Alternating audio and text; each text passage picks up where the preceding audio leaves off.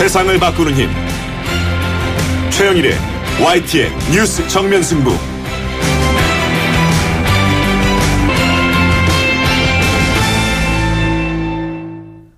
YTN 뉴스 FM 뉴스 정면 승부 3부 시작합니다. 박근혜 대통령에 대한 탄핵소추안 오늘 본회의에 보고되면서 사전 절차는 모두 끝이 났고요. 내일 표결 절차만 남기고 있습니다. 탄핵 가결 여부를 섣불리 장담할 수는 없지만 현재 분위기로는 통과되지 않겠느냐 이런 시각이 우세한데요. 야권 역시 압도적인 찬성을 기대하는 가운데 이 부결에 따른 촛불 민심의 거센 저항, 또 야권이 공언한 이 국회의원 사퇴, 그로 인한 국회 해산 문제 등 혼란도 걱정되는 상황입니다. 잠시 후 3부에서는요. 더불어민주당의 윤호중 정책위 의장 그리고 국민의당의 김경진 의원 각각 연결해서 각 당의 분위기 전해 듣겠습니다.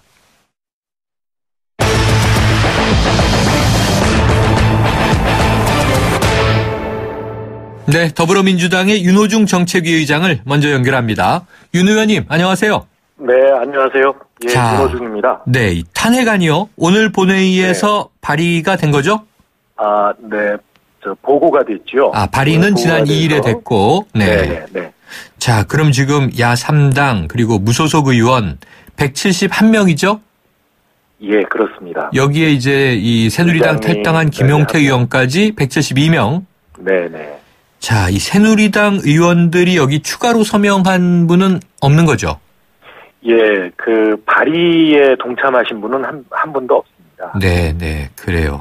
내일 본회의는 2시에 열리는데 오늘 보고가 3시에 3시에 본회의가 열리는군요. 네. 그럼 본회의 보고를 오늘 조금 늦게 해서 2시 45분에 보고를 했네요. 그래서 24시간 후에 표결이 가능합니다. 그럼 3시에 본회의가 열리면 개회하고 네네. 바로 표결에 들어갑니까? 예. 이 안건은 다른 안건이 없이 단일 안건이기 때문에 물론 토론이 있을 수 있습니다. 네네. 예, 토론은 있을 수 있군요. 네네. 토론 신청이 있을 경우에는 토론을 하고 토론 종결 후에 이 표결에 들어가겠습니다. 그럼 어떤 보도에서 제가 오늘 이게 인사 문제이기 때문에 따로 토론은 없다라고 했는데 토론은 있을 수 있는 거군요. 저는 이 신청을 하면 가능하다고 들었습니다. 네. 자, 혹시요 이 새누리당 친박계 측에서 표결 지연 작전을 펼칠 수 있는 것 아니냐 이런 이야기도 있는데 혹시 좀 별다른 대비가 있으십니까? 지연 작전이 가능한 사안 같지는 않고요. 네. 지금 뭐라고 그럴까 시민들의 요구가 워낙 거세기 때문에 야당뿐만 아니라 여당 친박 비박을 가릴 것 없이요. 이 대단한 그 여론의 압력을 받고 있습니다. 만약에 국회에서 그 탄핵안을 제대로 처리를 하지 못하게 된다면, 그야말로 그 여론의 폭풍을 맞을 것이기 때문에, 그런 뭐라고 할까요? 꼼수에 해당되는 이런 것은 나오지 않을 것이라고 보고요. 탄핵 그 표결을 지연시키기는 어려울 겁니다. 왜냐하면 이게 무슨 필리버스터가 가능한 것은 아니고. 예, 가능하다면 무슨 우보 투표 같은 거가 가능할지 모르겠습니다만. 그렇다고 72시간을 계속할 수는 없을 겁니다. 네. 어쨌든 그 어느 때보다 국민들의 눈이 아주 무서운 기세로 지금 바라보고 있지 않습니까? 네네. 이미 지금 제가 국회에서, 전화를 받고 있는데요. 지금 국회에 계시군요. 네네. 지금 국회 정문 밖에는 이미 시민들이 모이기 시작합니다. 그래요? 네네. 지금 1박 2일 국회 포위에 들어간 상황이군요. 네네. 시민들이. 자, 오늘 이 밤잠 설칠 분들 참 많을 것 같습니다. 사실 역사적인 탄핵 표결인데요. 네네. 여기는 기대와 우려가 교차하고 있는데, 자, 의원님은 좀 어느 쪽 마음이 더 크세요? 솔직히 말하면 기대 반 우려 반입니다. 그래요. 우리 국회가 민의의 전당인 만큼 국민의 그 의견, 그러니까 여론에 순응할 거다라고 생각을 합니다만, 그래도 그 새누리당의 구성이 워낙 이 친박 의원들이 많고 하다 보니까 과연 어떤 결과가 나올런지 정말 뭐 한순간 안심이 안 되는 상황이죠. 그래요. 오늘 밤에 가장 걱정되시는 대목은 혹시 뭐가 있을까요? 사실 뭐 어제서부터 새누리당 내에서 나오는 이야기들이 네. 약간 어떤 뭐라 그럴까요? 좀 심리전을 찬다고 할까요? 네. 뭐 공작 같은 걸 하고 있는 듯한 느낌도 있고요.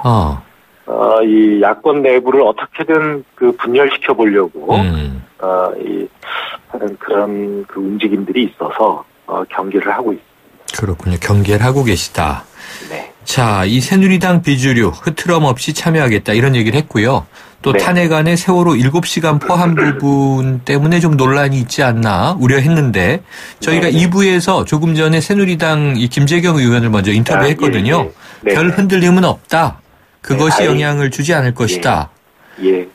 그런데 포함 여부와 관계없이 이 투표에 참여해서 찬성표를 던지겠다 이렇게 입장을 정하고 계신 것 같습니다. 네, 그래도 이제 한번 요거 짚고 넘어갈 필요가 있을 것 같아서요. 오늘 한 보수 일간지 사설을 보니까요. 네. 이 다른 탄핵 사유는 모두 최 씨 등에 대한 검찰 공소장에 기반해 있다. 그러나 세월호 문제는 아무런 근거도 없다. 초법적인 발상이다. 그렇습니까?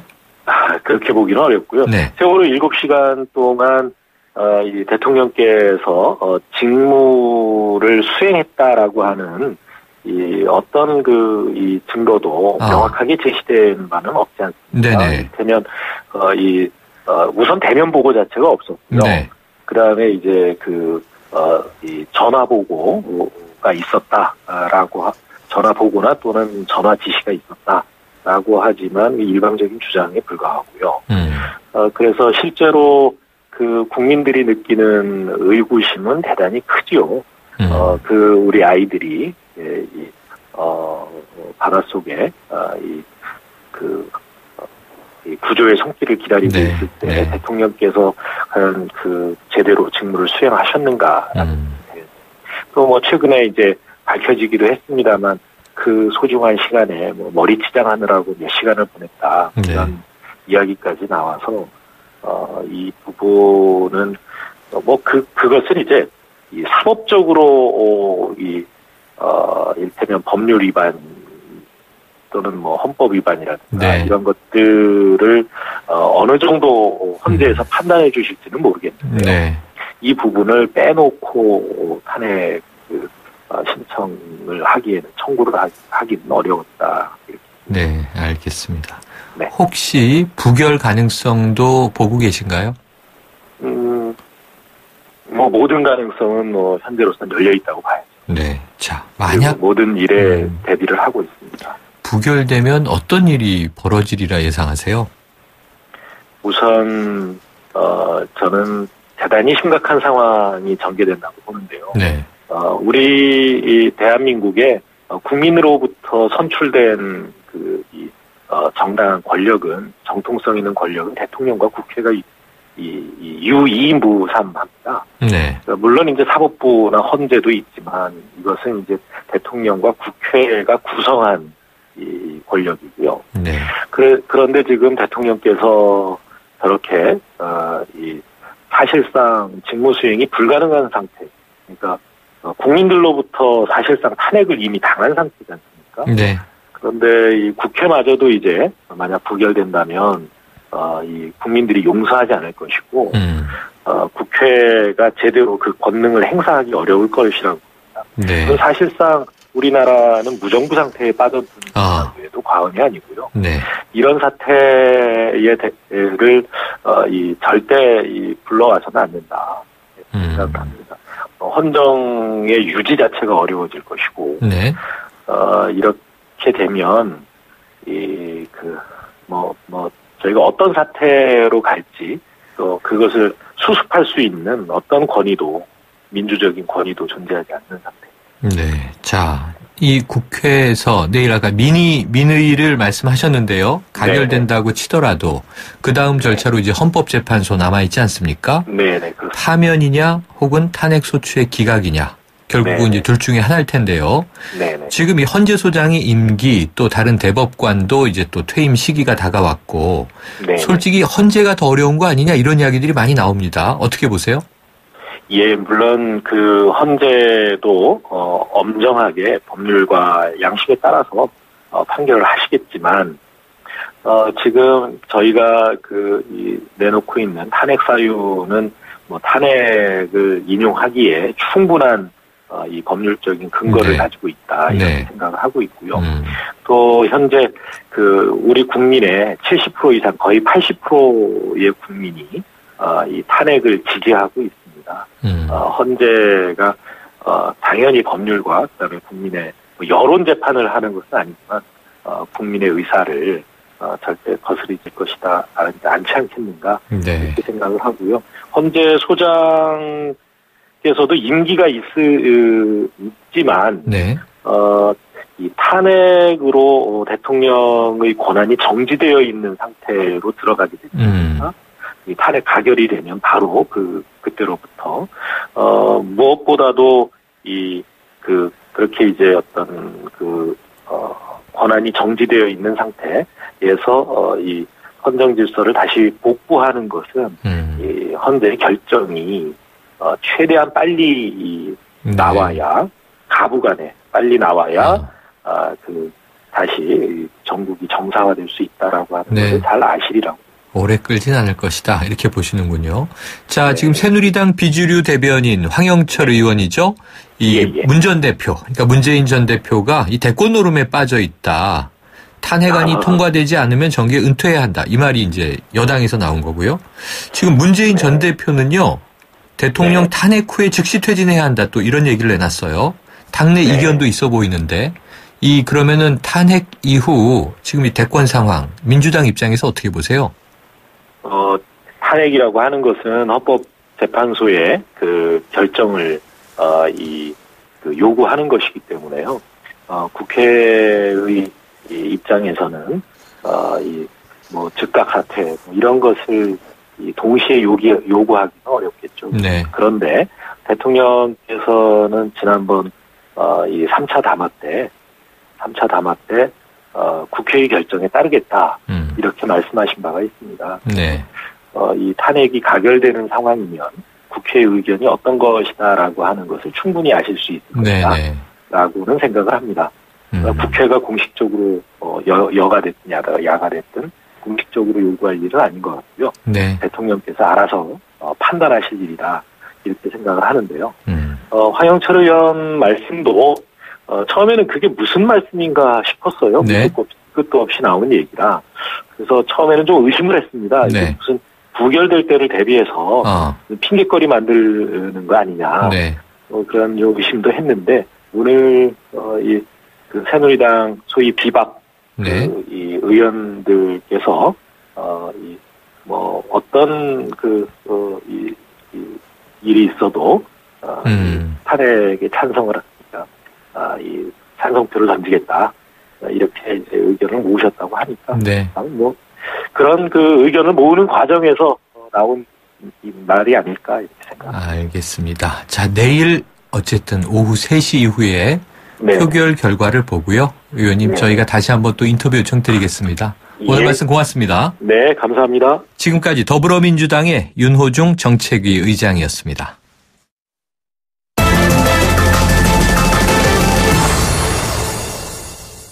네, 이번에는 국민의당 김경진 의원 연결하겠는데요. 탄핵 표결 문제와 함께 국정조사 특위위원으로서 어제, 그제 또 열렸던 청문회에 대한 평가도 한번 들어봅니다. 김 의원님, 안녕하십니까? 네, 안녕하십니까? 네, 어제, 그제 많이 피곤하셨을 텐데 컨디션 괜찮으세요? 조금 몸살기가 있습니다. 몸살기가 있으시군요. 네. 어제 또 소리도 지르셨고요.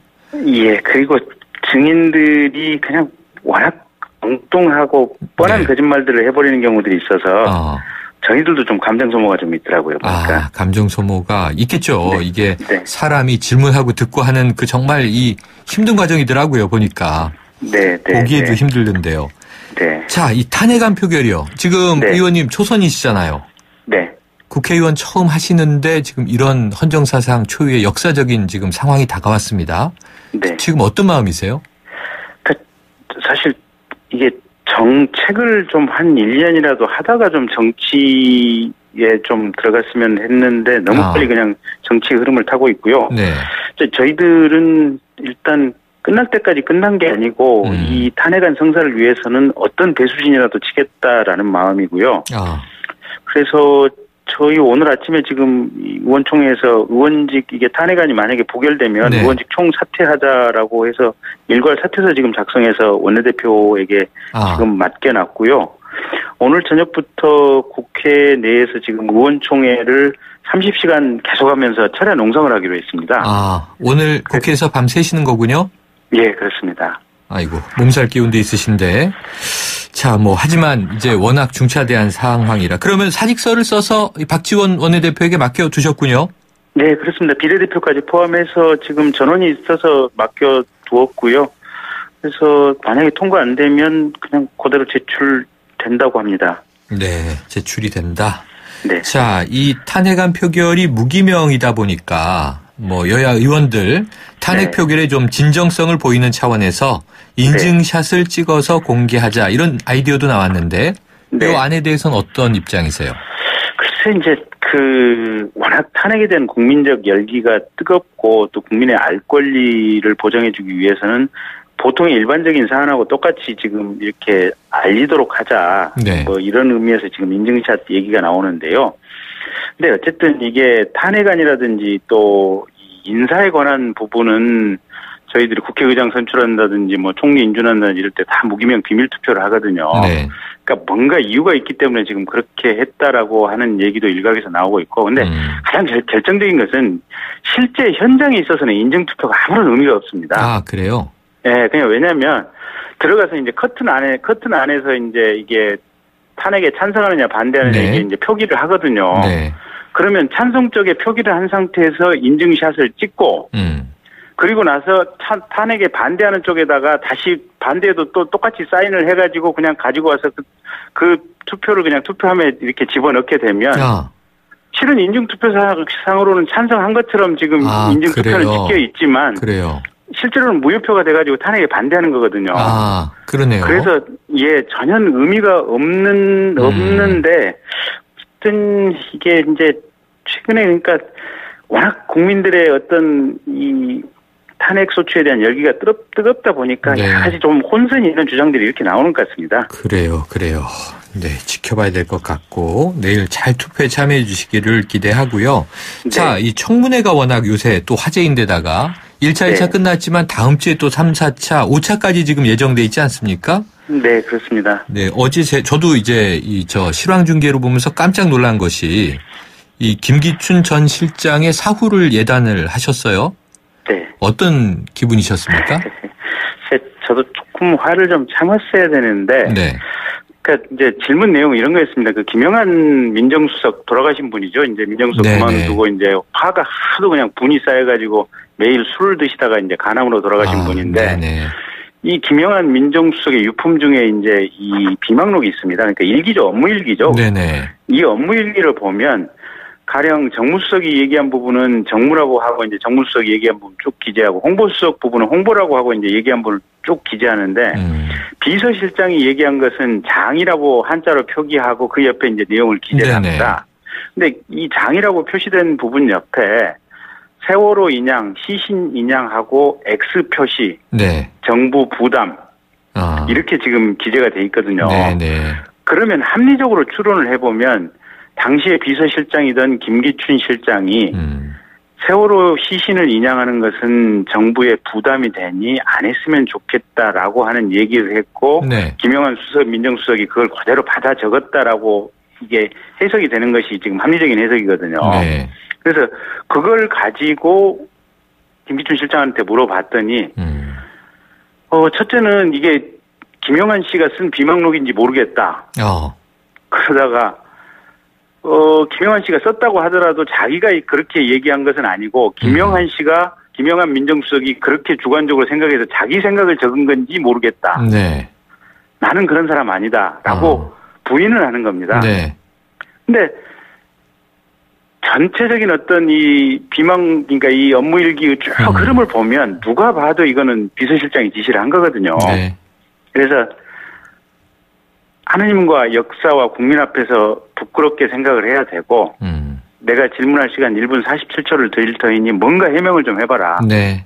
그랬더니 이제 뭐라고 몇 마디를 하시는데 그 순간 좀 마음이 격해져서 네. 그렇게 좀 이렇게 거친 이렇게 비판을 좀 했던 것 같습니다. 네. 뭐 하지만 이제 요즘 뭐 국민들 표현으로는요, 이 사이다 발언이었다. SNS에서 또 제가 많이 봤는데요. 네. 정말 뭐 세월호 아직도 인양이 안 되고 있으니까 말이죠. 거기다 세월호 7시간 관련한 대통령의 행적은 지금 나오는 것마다 국민들이 좀 참담한 느낌을 받습니다. 오후에 그 머리를 만지셨던 것도 그렇고요.